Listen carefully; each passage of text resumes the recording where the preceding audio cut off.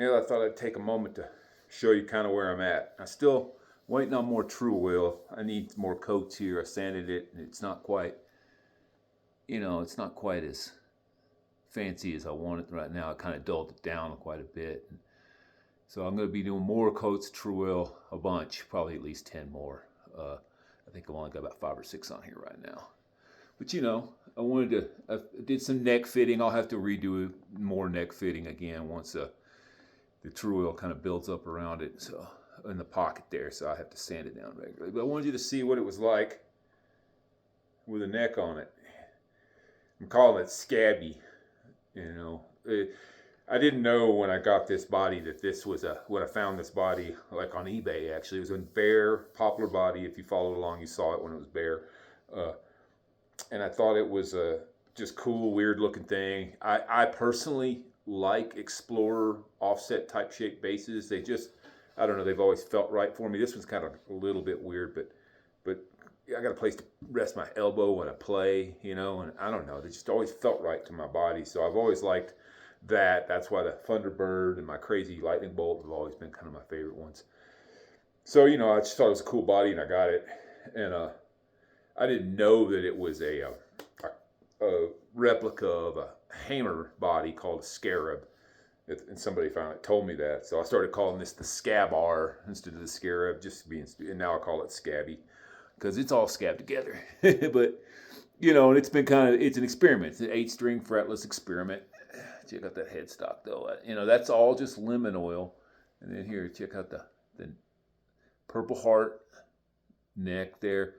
And all I'm doing on the neck is lemon oil. Now this shape, you see the little curve, I've explained it before, but the curve there was meant to kind of suggest and offset that curve. That was the idea of the shape. I wanted something really simple. Now, I realize a lot of times with 8 strings, people cut in along here because you've got a big tuner, little tuner, big tuner, little tuner. And then down here you've got big, let's see, you start off little tuner up top, big tuner on the bottom. And you want to be able to get your strings right. So partially I left it like this because I liked it. And second, I'm hoping I can make it work. If I can't, then I'll have to cut into it a little bit here or there once I do it. The next thing is, and I'll make a video of that. I might get to it today, but probably not because holiday crap coming up. But I need to take this nut off.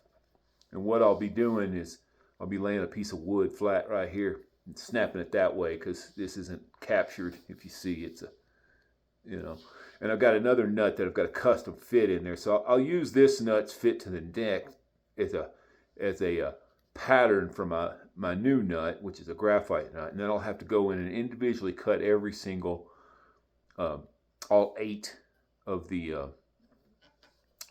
grooves for the strings. It'll be a big groove, little groove, big groove, little groove, all the way down. And I want to evenly space them on this 43 millimeter P-base width neck.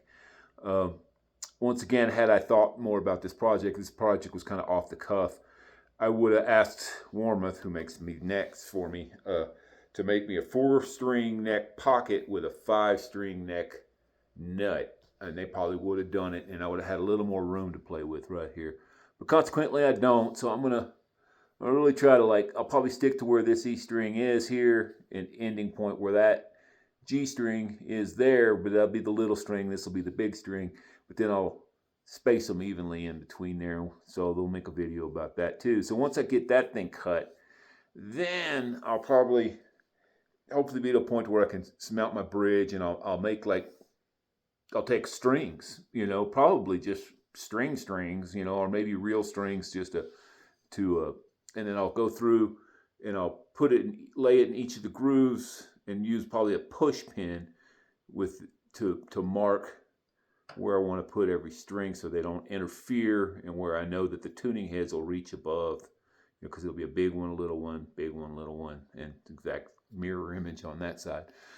So that's then that push pin into each one will tell me where I need to put them once I get all of the strings lined up and they're not touching too much. Most 8 strings I see, at least one of them ends up kind of sort of getting in the way of the other, but yeah, we'll see what I can come up with. And then then I'll I got a buddy, Rob Panic Guitars. He makes his own, makes guitars. He's a little farther along than me, a little more skilled than me. He's making necks and bodies and whatnot. But he's out of the East Appalachia, and I go to him and talk to him kind of regularly because he's a good dude and he's got straight up, info for me.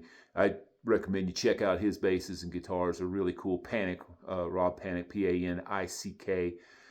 Cool stuff. He makes some really neat shapes and stuff like that. He's kind of been an inspiration to me too, and he's taught me some stuff. One of the things he told me about doing this, because he does a lot of stuff freehand too, because that's just how we are. We're hillbillies, and make like an 1/8 inch pilot hole, which I'll make where each of these little pins land, and then drill your final hole out with a step bit, which I'd never thought of before. But he said that you get more control over the step bit, and you drill from the one side, and then you come from the other side, and it has demarcations on the bit as to what size hole you're making. So and I'll match that with what I got to do for each one of these little chunks here, and and he says that the advantage of that is he's never had one walk, which sometimes pilot hole hopefully prevents that too, and it's not a bad idea. So I'll probably do that, and I'll have more sanding and finishing to do on this head, but I just couldn't help but sand it and make it pretty because I wanted to see it, and it really is pretty. So I'll try to preserve as much of that as possible when I make those holes. So that's where I'll be here, hopefully, in the new year, by the, after Christmas. That's going to slow me down a bit. I got 20 something people coming to visit us, stay up here with us. But yeah, there you go. There it is with the neck on the body, pretty much fitted. You get an idea what it's gonna come out like shape wise. We'll see. We'll see if I can keep it from being too neck heavy. I mean, right now, obviously, there's no hardware in the body. If I can't, I might do something like back in here. It's what we did with the lightning bolt base, is drill a hole and put a piece of lead or a piece of steel, some weight, back here in this tip, and that'll help balance it out. A lot of times I can get it with where I put my strap buttons, but we'll just have to see on this one. But there you go. Scabby, old Scabby the 8-string. Should be an interesting thing. I'm anxious to hear what it sounds like. And I'll make videos of it, of course, when I do.